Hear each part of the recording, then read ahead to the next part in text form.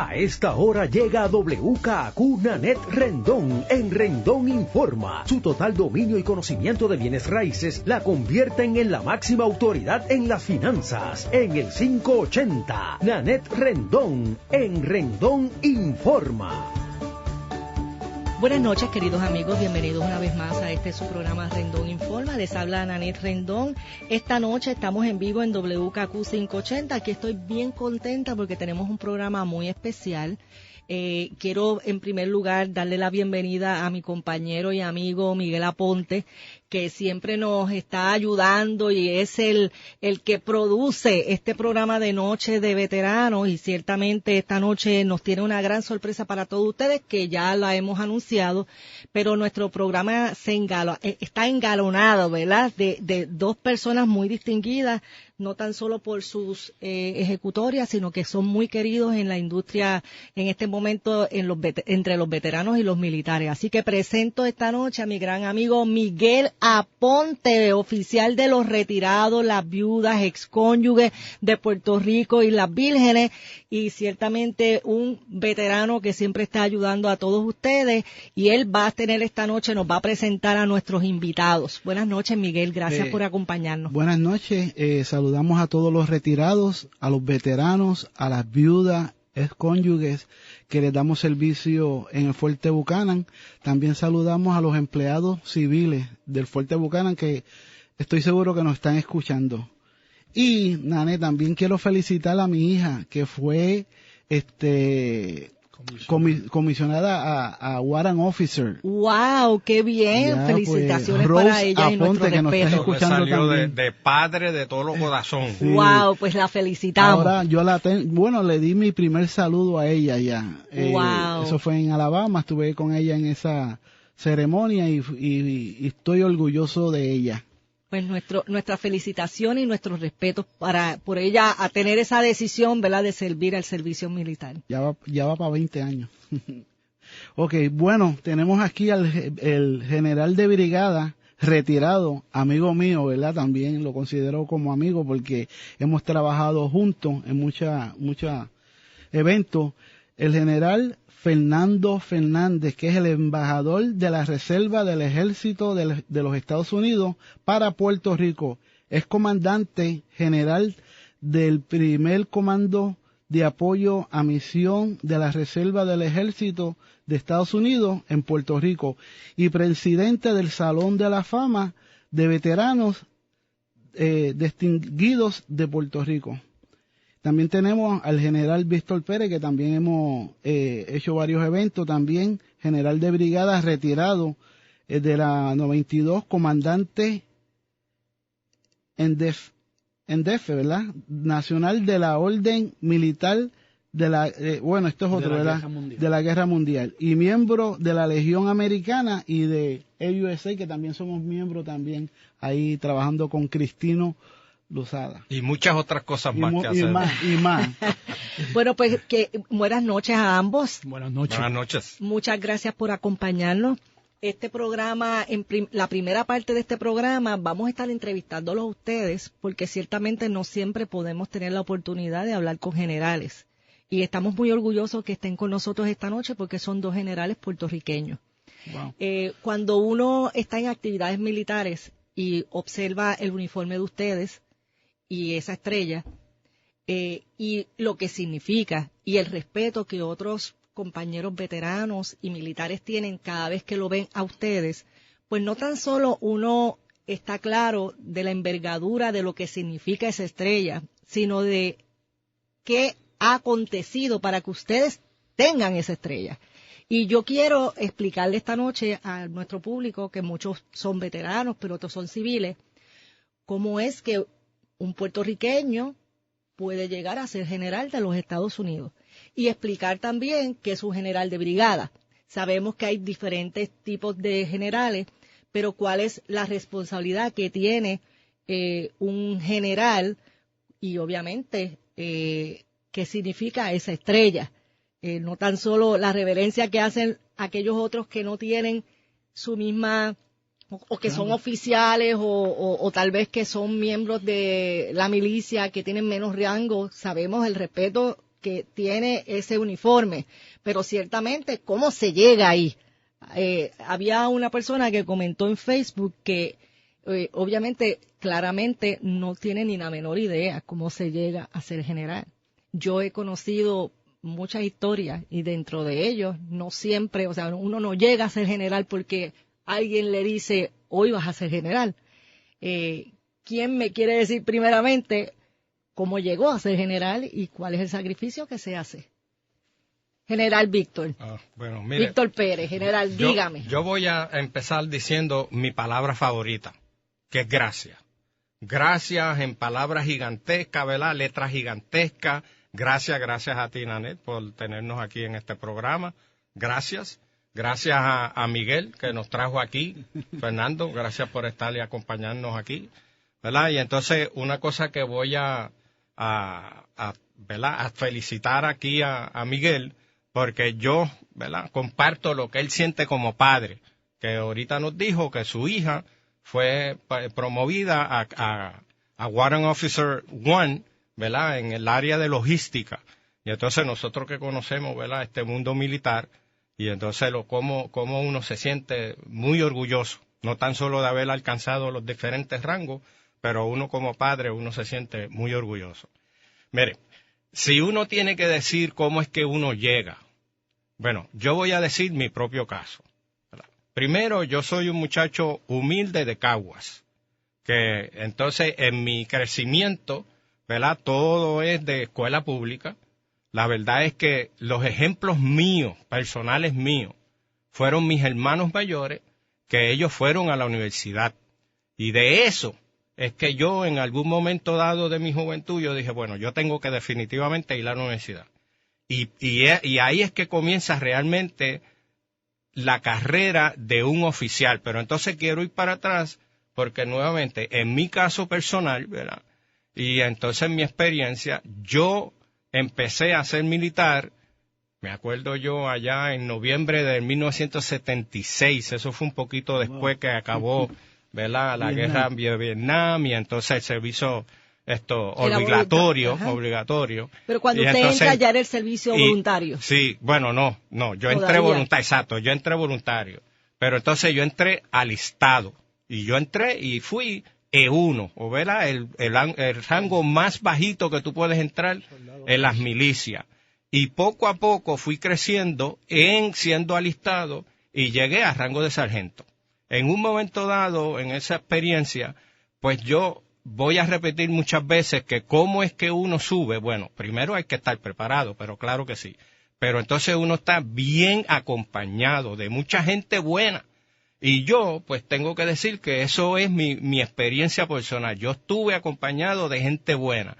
Me acuerdo de este primer sargento que yo tuve cuando yo entré a la milicia, que estábamos preparándonos nosotros para una inspección, y entonces él se me acerca y me dice, mire, Private Pérez, ¿usted quiere ser el mejor? Y yo le digo, bueno, si eso se puede hacer. Y él me dice, pues si tú me escuchas y haces lo que yo te digo, tú vas a ser el mejor en esta inspección. Y mire, yo lo escuché y esas palabras calaron muy hondo en mí, porque entonces de eso yo fui progresando poco a poco, ¿verdad? En mi querer de verdad, de hacerlo bien, pero la otra cosa es que a mí me encantaba el ejército. Y todo lo que eso conllevaba, yo lo hacía con el mejor fervor, la mejor dedicación, responsabilidad y disciplina que hay que tener cuando tú estás en las Fuerzas Armadas. Y entonces finalmente pues me encuentro con este otro sargento que un día dice, yo me voy a salir, cuando era alistado, voy a volver a la universidad y entonces voy a empezar una carrera civil en la universidad. Y yo dije, bueno, pero si se puede hacer eso, porque ya yo había empezado la universidad antes de irme para el ejército. Pero entonces digo, pues si él lo puede hacer, yo también. Interesante en mi caso también, pues ya en ese momento yo estaba casado y tenía una hija, que hoy es grande y tiene hijos.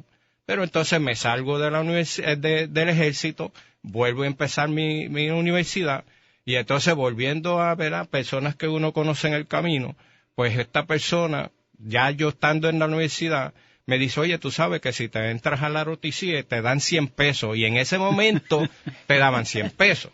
Y entonces ya yo estaba casado y tenía otro hijo más.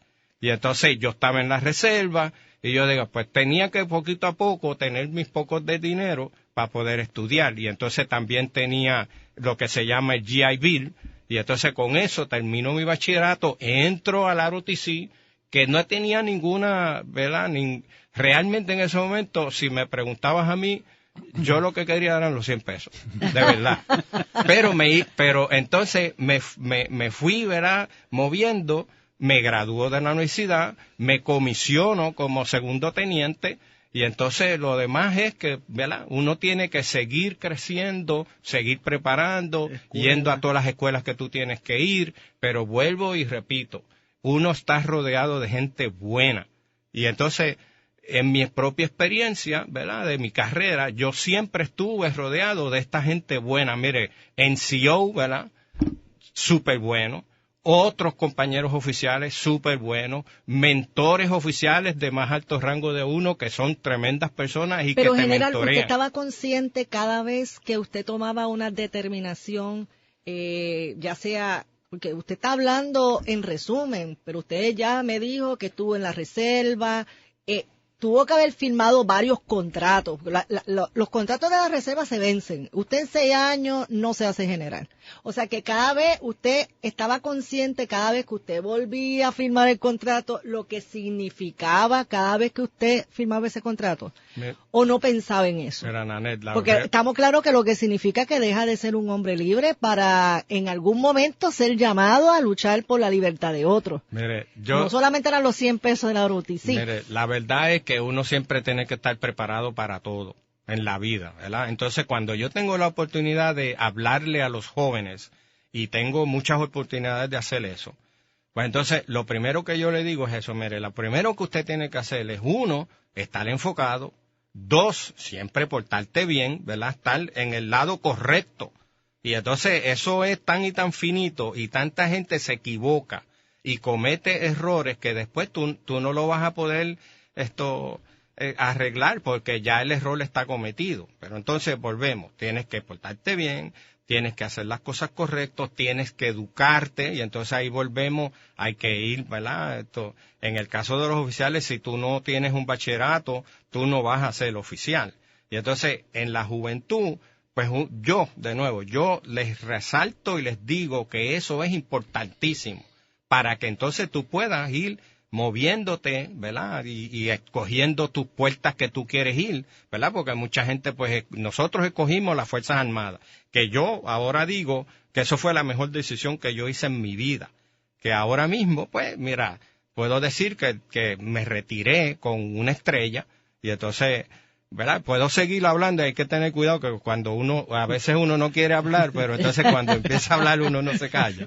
Pero entonces, es clave todo eso. Pero la otra cosa es que Papá Dios siempre de frente, ¿verdad? Porque entonces, Él es que de verdad hace que nosotros podamos hacer todas las cosas que nosotros hacemos, y que las estrellas se alineen, o los planetas se alineen, porque hay veces, y yo vi eso mucho en mi carrera, que habían compañeros que yo hubiera dicho que los generales debieron haber sido ellos y no necesariamente yo. Pero la verdad es que entonces, pues, en el momento preciso, pues mira, la oportunidad se da, tú estás preparado, la aceptas, y una vez que te sientas en la silla, pues hay que hacerlo bien, porque entonces hay que hacer el trabajo. Claro que sí. Yo creo que, Nanette, ¿verdad? Yo que he estado en la milicia y nosotros como NCO también tenemos lo que se le llama un checkmark. Ustedes como generales también tienen que tener, ¿saben? Porque tú hiciste la pregunta de general, cualquiera no llega a general, pero tengo entendido que ustedes pues tienen ciertas escuelas que tienen que coger, tienen que ser a lo mejor S1, G3, training, security. ¿Hay cierto checkmark que ustedes tienen que seguir para llegar a general? Fernando, porque entonces sí, me lo General dejan, Fernando hablo yo Fernández. y más nadie. Usted a mí me ha sorprendido también mucho. Porque usted es un general igual que el general Pérez, que es un general joven. Era joven, ya no tan joven. Buenas noches. Buenas noches. Como dice el general Pérez, en mi caso un poquito diferente al de general Pérez, yo tuve la ventaja de que mi padre fue militar y veterano de la Segunda Guerra Mundial, y fue oficial retirado de la reserva, se retiró como coronel, y él fue, se puede decir, mi inspiración y mi ejemplo, que me motivó a participar de las Fuerzas Armadas. Al igual que el general Pérez, yo cuando fui admitido a la Universidad de Puerto Rico, recinto de Río Piedra, basado en esa idea que tenía, esa aspiración de ser igual a mi papá, seguirle los pasos, pues me matriculé en el programa de OTC, que es el programa del Cuerpo de Entrenamiento Oficiales de Reserva, en el currículo de 4 años, que en aquella época de los años 78 al 82 que tuve yo, era bastante intenso y bastante demandante físicamente, y tuve la fortuna de poder completarlo, graduarme y unirme como segundo teniente a la Reserva del Ejército. Como Miguel dice, y el general Pérez, el requisito principal para ser un oficial, aparte de que tienes que ser ciudadano americano, tienes que tener un bachillerato de una universidad acreditada. Una vez uno completa eso, completa el programa de entrenamiento de RTC, te designan una especialidad, lo que se llama un branch o una rama en el ejército, que tiene como 2 docenas de ramas diferentes, y uno pasa a la escuela, lo que se llama el curso básico de oficial en esa rama, que hay infantería, artillería, comunicaciones, intendencia o logística, que es lo que el general Pérez y yo, el área de especialización de nosotros. Y comienza tu carrera dependiendo. El ejército tiene 3 componentes. El ejército regular, que es a tiempo completo, la reserva, que es un componente federal, y la Guardia Nacional, que es un componente estatal. En el caso de General Pérez, pues él estuvo activo como alistado, tuvo un tiempo en la reserva y la mayoría de sus años oficial con la Guardia Nacional. Yo tuve la fortuna de que yo ingresé como segundo teniente en el comando de la Reserva de Ejército aquí en Puerto Rico, y pasé 30 años en ese comando, de segundo teniente a brigadier general. ¿Qué requisitos para llegar a general? Aparte de no molestar mucho a tus superiores, pues obviamente tienes que completar, como bien dijo el general Pérez, unos cursos que son requisitos, curso de oficial básico, curso avanzado oficial. En mi época había otros cursos de Estado Mayor que eran requisitos, el curso de comando de Estado Mayor. Y para ser general, que es donde muchos compañeros míos de la reserva tienen problemas, es lo que llamamos una escuela superior del ejército. Está la escuela de guerra del ejército, está el Colegio Interamericano de Defensa, y hay varias maneras de hacerlo. La mayoría de esas escuelas conceden un grado de maestría en estudios estratégicos o algo relacionado a las ciencias militares. Eso es un requisito mínimo para competir para general, porque nosotros competimos para cada rango. No son automáticas las promociones. Puede haber, cuando usted lo nombraron general, anteriormente a eso, hubo otras personas que estaban compitiendo entonces para esa estrella. En el caso de la reserva del ejército, se hace una junta de promoción nacional. A nivel de todos los Estados Unidos se anuncia una vacante de brigadier general, dependiendo de la especialidad, los requisitos de esa posición, y el que esté interesado aplica. ¿Y pueden haber cuántos? Pues dependiendo del área. En el caso de Puerto Rico normalmente no hay mucho, porque no todo el mundo de los Estados Unidos está dispuesto a relocalizarse o participar en Puerto Rico, pero pueden ser desde media docena hasta 20 competidores compitiendo por una posición. Y esa junta se reúne y escogen el que ellos entienden que es mejor cualificado, y mayormente lo hacen a base de las evaluaciones, las posiciones que ocupó en su carrera, qué tan difícil era y cómo se desempeñó en esas posiciones. General, pero hay una realidad. Aquí yo escuchándolos ustedes están hablando que fueron a diferentes escuelas, que tiene un propósito. El propósito es que usted esté listo. Porque realmente a veces cuando estamos hablando entre veteranos, todo el mundo piensa tal vez todo el mundo quisiera ser general. Vamos, nosotros aquí estuvimos un conversatorio de mujeres que alcanzaron grandes rangos, altos rangos en la milicia, y una de ellas, general, Marta Calcana, la primera general de la Guardia Nacional, mujer de la Guardia Nacional de Puerto Rico. Y cuando uno quiere hacer una carrera militar y tú quieres ser el mejor, pues tú quieres ser general. No todo el mundo va a llegar, pero no podemos pensar en que todo el mundo quiere ser general porque quiere la paga de ser general. Es que, o cuando te retires quieres la paga del retiro de esa estrella. Es que hay una responsabilidad con la estrella. Si ustedes pasan por ciertas escuelas, los están educando para algo. Si hubiera una guerra, ¿qué hace un general de brigada? O sea, si usted, porque usted se va preparando para ser el mejor y se junta con buenas personas, como dijo el general Víctor, pero está trabajando en su educación para llegar a esa estrella, compitió, le dieron la estrella. Pero si mañana y ustedes estuvieran activos, ¿verdad? Porque ya sé que están retirados, pero supongamos que estuvieran activos y mañana se convoca la Tercera Guerra Mundial. ¿Cuál es el llamado? O sea, si usted lo llama y usted está activo, bueno, Tercera Guerra Mundial, usted va para... O sea, ¿cuál es la posición de un general de brigada? Si hubiera una Tercera Guerra Mundial, ¿qué le toca hacer a usted? La verdad es que nosotros estamos preparados para liderar a todas las fuerzas que de alguna manera u otra nosotros seamos responsables de, ¿verdad? Y entonces, interesantísimo. No tan solo tú lo tienes que liderar, pero tienes que ser el ejemplo de cada uno de ellos. Y entonces, dentro de esa preparación, pues entonces uno moverse, ¿verdad?, a ese nuevo reto que usted tiene que ser. Si hay algo que nosotros estamos constantemente en preparación o adiestrándonos para eso, es precisamente para el momento en que hay que ir a una zona de combate.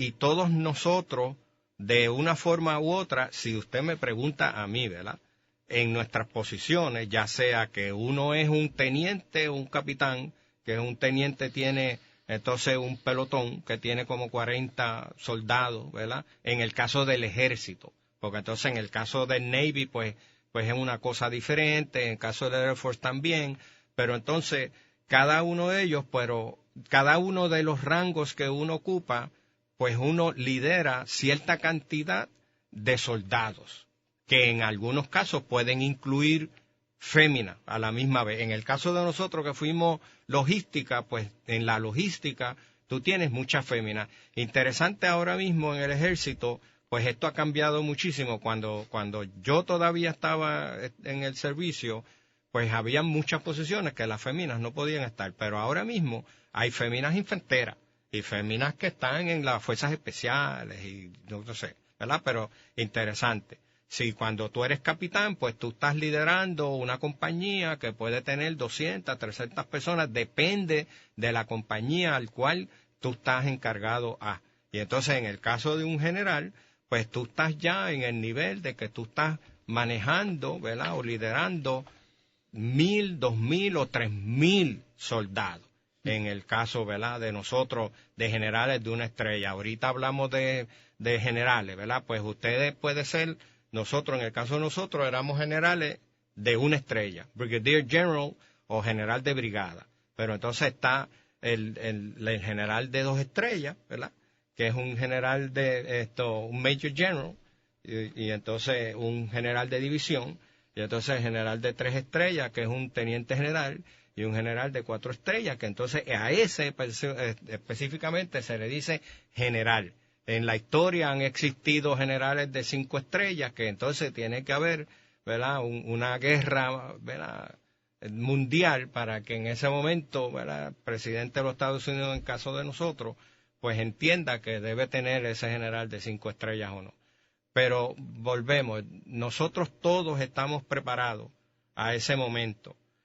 Interesante ahora mismo, ¿verdad?, que ahorita pues puede ser que hablemos de algunos de los conflictos que están habiendo ahora mismo, como Ucrania, entonces Israel y los Hamas. yo he tenido muchos amigos míos veteranos que ahora mismo están retirados hace tiempo y tienen hasta su edad, de que uno interesante, pero se te acercan y dicen, mire, si hay que ir para allá, nos vamos para allá. Me llaman, y a mí que yo estoy dispuesto. Yo me voy con usted. Wow. Y eso es grandioso, porque fíjese una cosa, nosotros hemos servido, y los hombres y mujeres en Puerto Rico y en Estados Unidos, la verdad es que han servido, que ahora mismo están sirviendo, y nosotros continuaremos sirviendo toda la vida.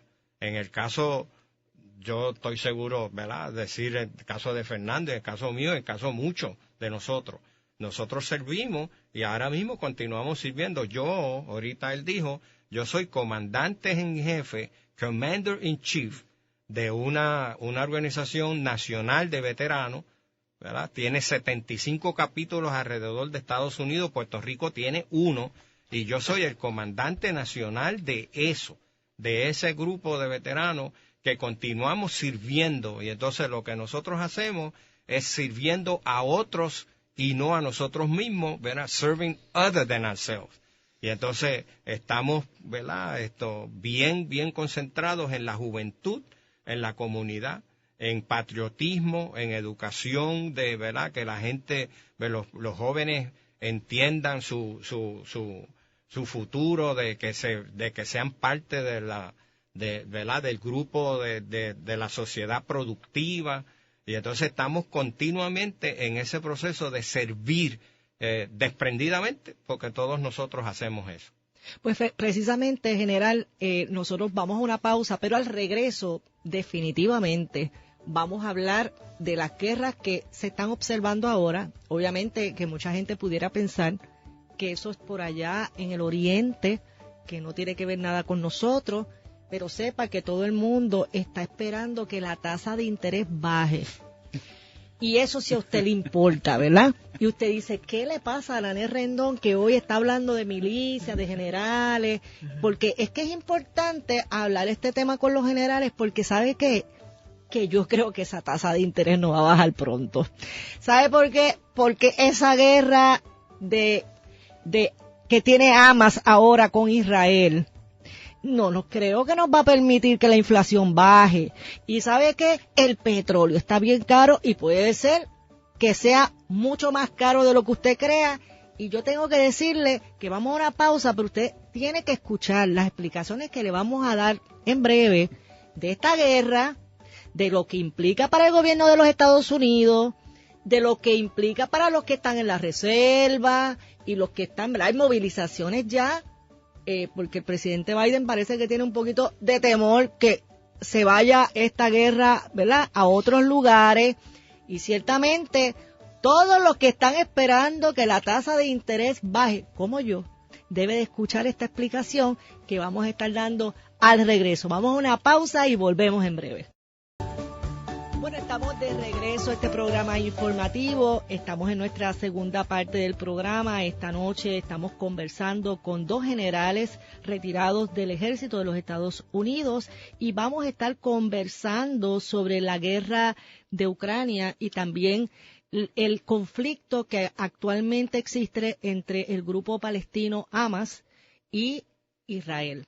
Yo quiero decirles que antes de la pausa estuve explicando que esto no... Usted puede pensar que por qué usted tiene que escuchar este programa si usted este programa lo escucha para beneficio financiero y si la tasa de interés bajó. Y yo quiero decirle que si usted no sabe lo que está aconteciendo en el Medio Oriente, pues usted, ¿verdad?, no está en perspectiva. Porque si nosotros queremos que la tasa de interés baje, que nosotros no podemos hacer nada. Vamos, solamente ir a la iglesia el domingo y orar, porque no está en sus manos. Ninguna decisión que pueda pasar, pero sí está en sus manos las decisiones que uno puede tomar esperando que sucede en la economía mundial, que una de las cosas es ahorrar. ¿Por qué es importante que hablemos con estos generales sobre lo que acontece? Porque ellos tienen una experiencia, tienen una educación, es un tema que todos los militares que sirven van a estar mirando qué pasará con sus soldados en el futuro, porque ciertamente Estados Unidos está muy adentrado, comprometido con Israel. pero se está poniendo la cosa difícil. Entonces quiero ciertamente hablar de esta dinámica, pues para el beneficio de todos. Yo quiero que usted sepa que Hamas son palestinos que no están muy de acuerdo con Israel, que obviamente ellos tienen la posesión de Gaza, que es un área importante, quieren destruir a Israel. Estados Unidos ha determinado que ellos son un grupo terrorista y Estados Unidos es aliado de Israel. Esto es un resumen para que ustedes entiendan.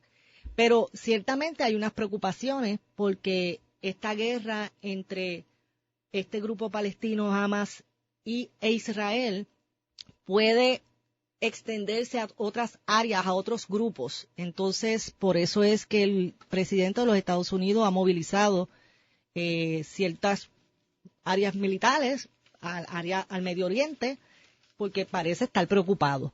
Estuve leyendo que los norteamericanos, hay diferentes opiniones, y obviamente es un momento bien crítico para el presidente de los Estados Unidos porque hay elecciones.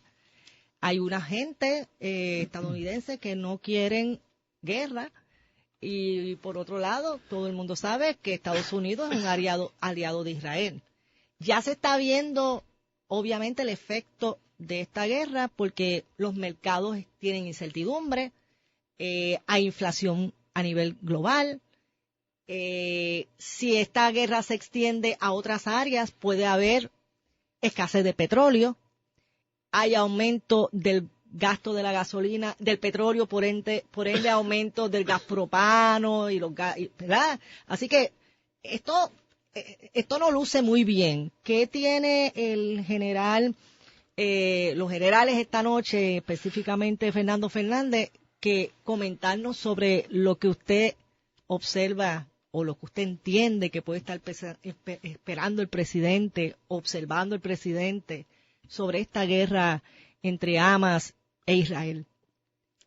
Bueno, déjame añadir a lo que usted dijo.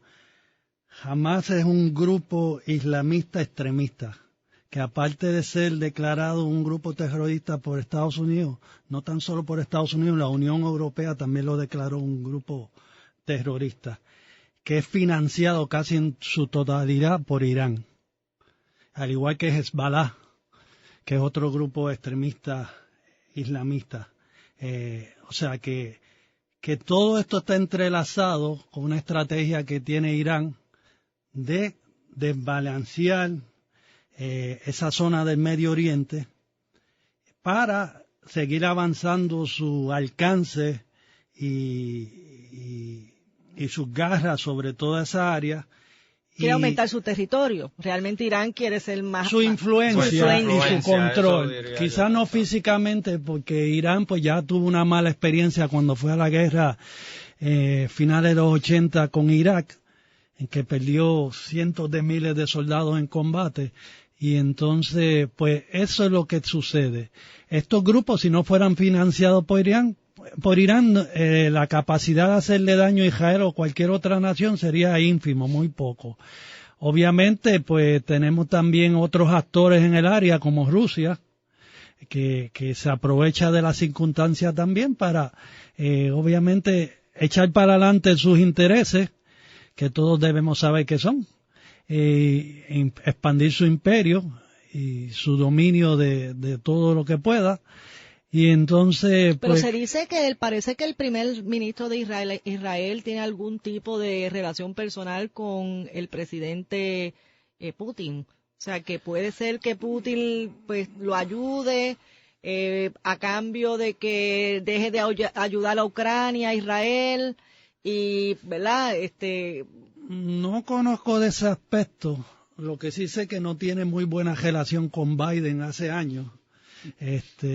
Y también lo que sé por su trayectoria, que el presidente Biden siempre ha sido renuente a envolverse en cualquier conflicto y siempre ha estado en contra de la participación de las fuerzas militares de Estados Unidos en conflictos exteriores. Lo vimos en Afganistán, con la penosa retirada que hicieron las Fuerzas Armadas de Estados Unidos de ese país por orden directa de él, no siguiendo los consejos de su cúpula militar. y vimos los resultados. Igualmente, en mi opinión, el temblarle el pulso como le ha temblado al presidente Biden en tomar esas decisiones, creo que es un propulsor de todo esto que estamos viendo. La agresividad de estos países, que muchos de ellos son tercermundistas, y de estos grupos, porque ya no le temen a Estados Unidos. No tienen miedo de que Estados Unidos destruya sus países ni termine con su cúpula de liderato y gobierno en esos países, como se hacía en otras décadas, como la época de la Guerra Fría y la década de los años 60 y 70. Lamentablemente, ese mundo que vivimos hoy en día, se le ponen muchas restricciones a los militares y muchos obstáculos que no permiten llevar una guerra a fondo. Y vamos a establecer un punto claro, y creo que Víctor está de acuerdo conmigo. Nadie le gusta la guerra y nadie odia más la guerra que los soldados que tienen que ir a combatir en ella. Así que yo nunca he conocido ni un general ni un oficial que quiera ir a guerra. Así que lo hacemos por órdenes del liderato de nuestra nación y pues cargamos con las decisiones estratégicas, buenas o malas, que ellos llevan a cabo y tratamos de hacer lo mejor posible. Pero en términos de expansión de ese conflicto, yo lo veo muy difícil. La prensa también exagera muchas cosas. Lo vimos recientemente en este intercambio de ataques entre Irán e Israel, que realmente en términos estratégicos no cambió nada, ni hubo pérdidas mayores en ninguno de los dos lados, porque ambos están renuentes a envolverse en un conflicto mayor, y Irán siempre ha sido, por décadas, ha estado envuelto en lo que llamamos una guerra oscura o encubierta, usando terceros. No de frente, exacto. No de frente, como el grupo Hamas, el grupo Hezbollah, tanto así que lo vemos en Latinoamérica. Irán estuvo envuelto en el ataque terrorista que hubo en Buenos Aires, Argentina, en el AIMA, que era una organización judía, y que murieron más de 90 ciudadanos argentinos en el 94, creo que fue eso. Y fue auspiciado, financiado y ejecutado por agentes iraníes, y existe la evidencia de eso. Pero nunca han atacado de frente porque cuentan con fuerzas armadas de mucho menos de tercer nivel. La diferencia de día, la tecnología que existe es de fácil acceso. Hemos visto en el caso de la guerra de Ucrania y Rusia una evolución de la tecnología ahora con los drones aéreos, y existen drones terrestres también, que son de fácil fabricación y relativo bajo costo. Hay drones muy pequeños y de bajo costo que pueden destruir un tanque que cuesta millones de dólares.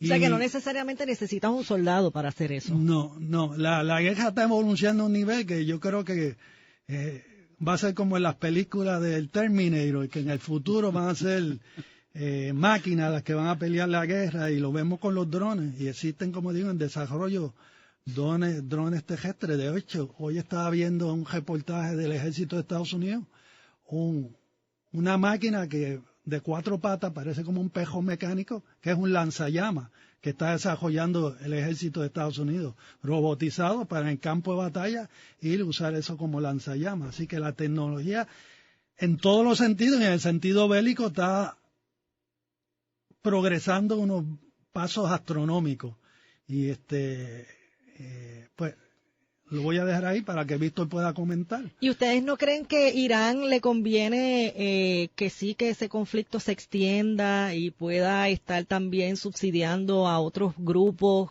para que ¿verdad? Ese conflicto se vaya extendiendo al Medio Oriente, o sea, más entre los países cercanos a Gaza? Porque como dice el general, Irán no va nunca de frente, lo hace con terceros, pero usa esos grupos para que... yo entiendo que Irán sí quiere que se extienda el conflicto. Obviamente Estados Unidos, nadie quiere que se extienda ese conflicto porque tenemos una gran realidad. Si eso se extiende, la gran preocupación de que se extienda a otros países este problema, este conflicto, que ya Israel dice que es guerra. O sea, cuando él habla, ¿verdad? El presidente, el primer ministro de Israel habla, estamos en guerra. Nosotros lo vemos como un conflicto, pero ya él dice que está en guerra. Ya se establece que Estados Unidos, a nivel global hay reservas de petróleo 25% menos del nivel que había de reservas de petróleo cuando empezó la guerra de Ucrania. Entonces, es como preocupante. Si Irán le podría interesar que esto se extienda, pero a Estados Unidos le debe estar preocupando. ¿Qué opina usted, general? Mire, yo comento lo siguiente. Es interesante, hay que entender realmente lo que pasa, ¿verdad? Entre el mundo de los musulmanes, y entonces toda esta gente son musulmanes. Que entonces podemos hablar de musulmanes, ¿verdad? Como son los Hamas o como son otros grupos que son extremistas, que fueron los que atacaron en septiembre 11 a Estados Unidos, ¿verdad? Y entonces finalmente... Y que no hablan mucho, porque no están dispuestos a hablar con Israel. Interesante, ¿qué es lo que ellos buscan? ¿Verdad? Para todo efecto de lo que ellos creen en su propia religión, y esto es una cosa de ellos religiosa.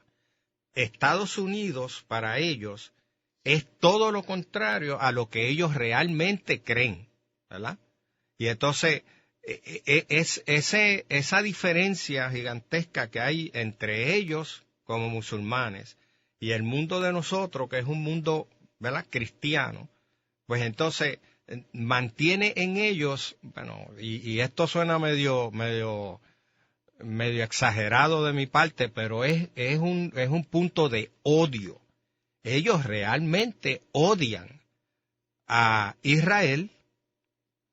¿Y por qué odian a Israel? Porque para ellos Israel les quitó lo que ellos entendían que era ellos, y lo que ahora mismo el terreno o el sitio, la localización que ocupa Israel, en un momento dado era de los palestinos. Claro. ¿Verdad? Y entonces toda esa área, que tú lo has mencionado varias veces, el petróleo, pues son ricos en petróleo, ¿verdad?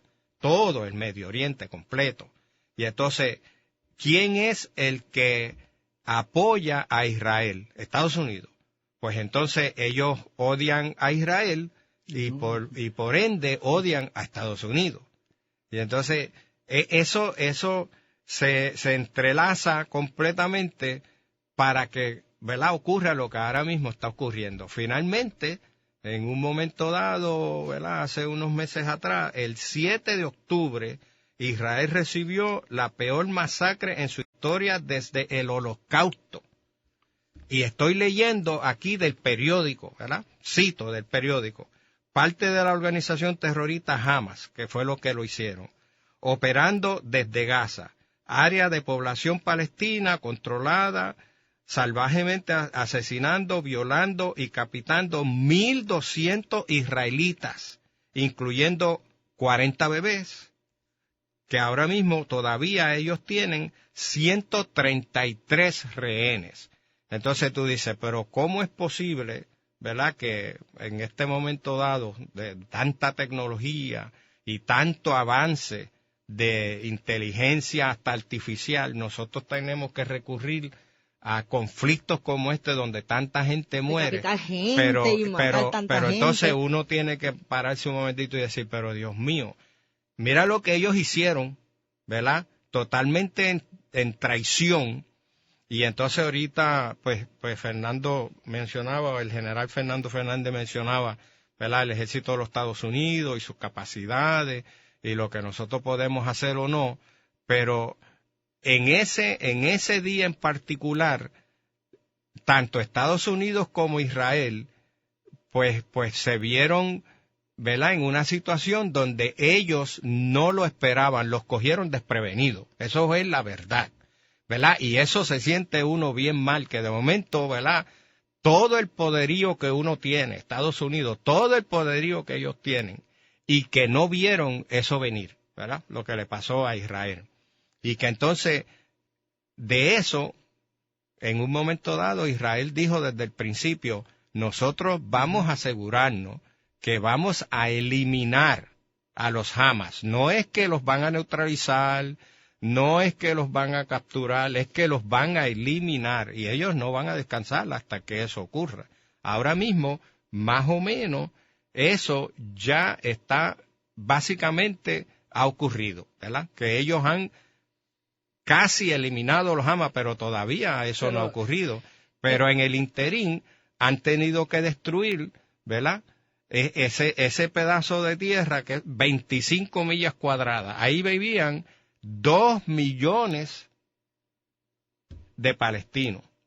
Entonces, mira, Puerto Rico, que es 100 por 35, muchísimo más grande que 25 millas cuadradas.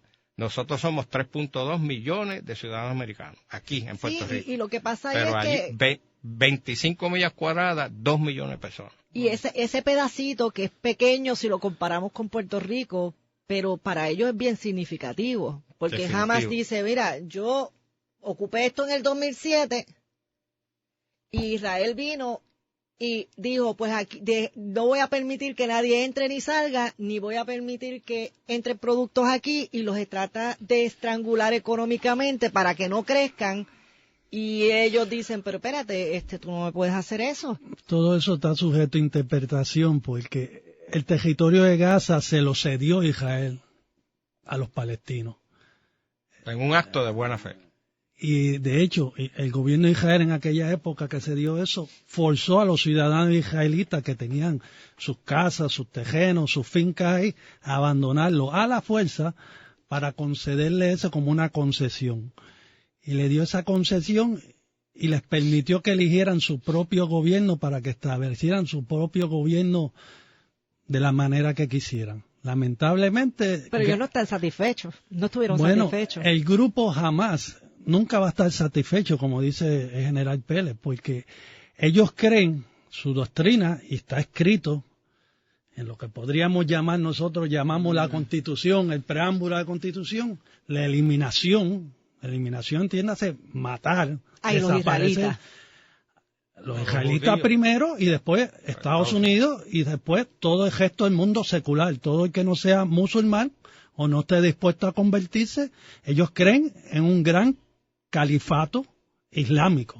Eso es su meta ulterior, eso es lo que ellos, el sueño de ellos, quedarse con el mundo y Está fuerte, porque en general vamos a tener que convertir a musulmanes, o también nosotros nos van a eliminar. Bueno, a tal grado existen lo que son las madrazas, que son las escuelas religiosas musulmanas. Y no sé si lo han visto en las noticias, y esto no es nuevo, y de hecho hay escuelas, madrazas en Estados Unidos, que indoctrinan a los niños desde los 2, 3, 4 años en matar a los judíos, matar a los estadounidenses, y eso es lo que creen.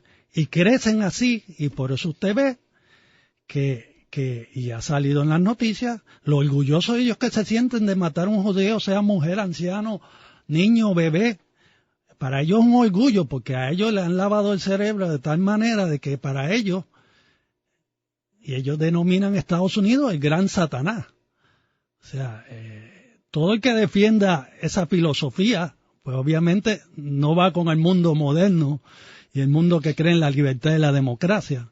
Pero conociendo ustedes que Estados Unidos es tan poderoso y sabiendo que Israel quiere eliminar a este grupo y está por muchos países catalogados terroristas, ¿por qué Estados Unidos pues no los elimina? Bueno, está difícil tomar esa decisión porque Israel lo quiere eliminar, pero Estados Unidos como que no apoya mucho eso. Bueno, pero lo que pasa es que uno diría que debe ser una decisión simple, pero no lo es. No debe ¿verdad? ser. Entonces, claro. ¿verdad? Nosotros hemos visto que todos estos países que de alguna forma u otra intervienen en el balance del mundo, ¿verdad? Lo menos que ahora mismo se querría es escalar a una tercera guerra mundial, que fue lo que tú hablaste ahorita, Ala. Y entonces, porque si entrara a Estados Unidos, entonces se mete Rusia, se mete Irán y se mete toda esa gente. O sea, pues Biden no la tiene fácil. Lo más seguro. Bueno, entonces, yo creo que el tema, y vuelvo a un punto que comenté, el tema de una tercera guerra mundial es algo exagerado. O sea, obviamente aquí todos no estuvimos vivos cuando la Segunda Guerra Mundial, pero una guerra mundial implica todos los continentes del mundo. Si hay una guerra en el Medio Oriente, dudo que Latinoamérica esté envuelta, dudo que África esté envuelta en gran grado. O sea que ese término para mí es exagerado. Son guerras regionales. Tenemos ahora mismo dos situaciones de guerras regionales, una en Europa entre Ucrania y Rusia, y una entre el Medio Oriente, entre una nación Israel y un grupo islamista extremista que es Hamas, apoyado por otra nación que es Irán, e indirectamente o directamente apoyado por Rusia, China y Corea del Norte, que proveen armamentos y suministros. Pero el término de Tercera Guerra Mundial, yo creo que eso es un temor infundado que no se va a dar hoy en día. Es igual que, en mi humilde opinión, esto de hablar de guerras nucleares que van a usar. Guerra nuclear significa la destrucción del país que la utilice, y no es tan fácil una como decisión que Putin así. coja un teléfono y llame y tírale los misiles nucleares a Estados Unidos o a Ucrania, porque hay una cadena, tendría que estar todo el mundo alineado en pensamiento y ejecución para que eso se diera. Y yo tengo mucha fe en la humanidad, sea del país que sea, que siempre va a haber alguien que va a detener eso, y ha pasado en el pasado. Ha habido incidentes en que estuvimos al borde de una guerra nuclear y se detuvieron por ciertas decisiones tomadas en ese momento.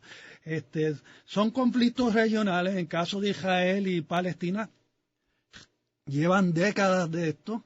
Se le han dado muchas, de mi punto de vista, se le han dado numerosas concesiones a Palestina y los grupos que gobiernan en Palestina, y ellos no han estado dispuestos a aceptarla porque ellos quieren la eliminación de Israel. Porque ellos no le tienen miedo a pelear, o sea, ellos quieren pelear, es como un orgullo combatir. Están indoctrinados y tienen el cerebro lavado, que si mueren peleando contra los infieles, sí. pues pero en general el petróleo está bajando en las reservas, y cómo resolverá eso Estados Unidos.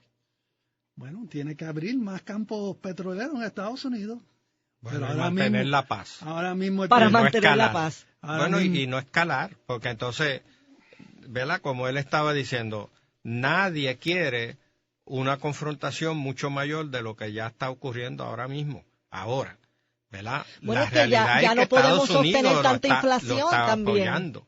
La inflación está fuerte, está alta. Digo, ha estado disminuyendo, pero según la política monetaria, todavía el presidente de la Reserva Federal no está satisfecho con cómo va. ¿Verdad? El último reporte muestra una inclinación de la inflación a ir otra vez hacia arriba. Entonces, ¿cuánto puede sostener un país de nuevo inflación con un costo de gasolina inmensamente alto? Comentaba en la pausa el general Fernando Fernández que en California otro estado, sobre $7. Sobre $7 galón. Entonces, estamos hablando que cuánto se puede sostener, ¿verdad? Y el temor no es tanto por Estados Unidos, porque Estados Unidos tiene sus reservas que son suficientes para darle petróleo. Es Europa. Europa es el factor que Estados Unidos considera a la hora de el balance de petróleo y de reserva y del petróleo. Estados Unidos no necesita ya el petróleo del Medio Oriente. Ya esa época de que no tiene suficientes reservas, y de hecho la administración del presidente Biden hace par de semanas congeló ciertas partes en Alaska donde se iban a hacer perforaciones para que se sabe que hay petróleo, para extraer petróleo. Sí, porque tiene suficiente, pero los demás a nivel global no hay suficiente, está 25% más bajo que lo que había cuando empezó la guerra de Ucrania. Y obviamente, aunque Estados Unidos tenga reserva, si los demás no tienen suficiente, entonces, ¿verdad? Hay un efecto. Es la situación de Rusia, que le provee gran parte del petróleo a Alemania y otros países europeos, y hay una dependencia que limita que esos países tomen acciones más contundentes de las que han tomado, y por eso estamos viendo esta reacción media fría, tanto de los Estados Unidos como de los aliados de la OTAN y otros países, de parar todo esto de una vez, porque obviamente todo el mundo sabe que Putin es un dictador criminal que quiere volver a establecer el imperio ruso. Así que, ¿y el presidente de Estados Unidos pudiera llamar a nuestros reservistas en este momento o no es necesario? No hay una crisis. Reservistas ya están desplazados, por lo menos el comando de la Reserva del Ejército de Estados Unidos en Puerto Rico tiene elementos pequeños en Siria, en Irak, tenemos elementos más grandes, destacamentos y compañías en Polonia, que es donde se está almacenando todos los suministros para apoyar a Ucrania, y no de ahora, de hace varios años, o sea, en menor escala, tanto los reservistas como los guardias nacionales continúan participando directa e indirectamente en estos conflictos. Bueno, yo realmente quiero agradecer a ustedes que hayan compartido conmigo esta noche. Quiero decirles que los respeto, los admiro y sé que todas las personas que han escuchado este programa también lo han hecho. Como estamos transmitiendo desde Facebook, a mí me gusta siempre decir, cuando tengo la visita de gente como ustedes tres, que son militares y que son veteranos, que por favor cuando los vean cerca, sepan que son héroes, abrácenlos, tómense foto con ellos y por favor cómprenle un café, y denle las gracias por todo lo que han hecho, porque ciertamente estamos muy orgullosos de que sean puertorriqueños, de sus logros y obviamente de que hayan sacado de su tiempo para compartir con nosotros y el público esas experiencias suyas y también sus opiniones. Así que muchas gracias, General Fernando Fernández, muchas gracias, General Víctor Pérez, y gracias mi gran amigo Miguel Aponte por hacer posible esta noche este programa. Mira, la verdad es que nosotros comenzamos con las gracias y tú nos estás dando las gracias, ¿verdad? Yo como comandante, ¿verdad? Commander-in-Chief of the Military Order World Wars, quiero presentarle a Nanette Rendón. Gracias. Nuestra moneda de excelencia de comandante en jefe, ¿verdad? Que usted más que se lo merece. Me voy a parar un momentito y se la voy a entregar. Gracias, ¿verdad? Por lo que usted hace y lo que hace por los veteranos. La conocemos de hace mucho, mucho tiempo.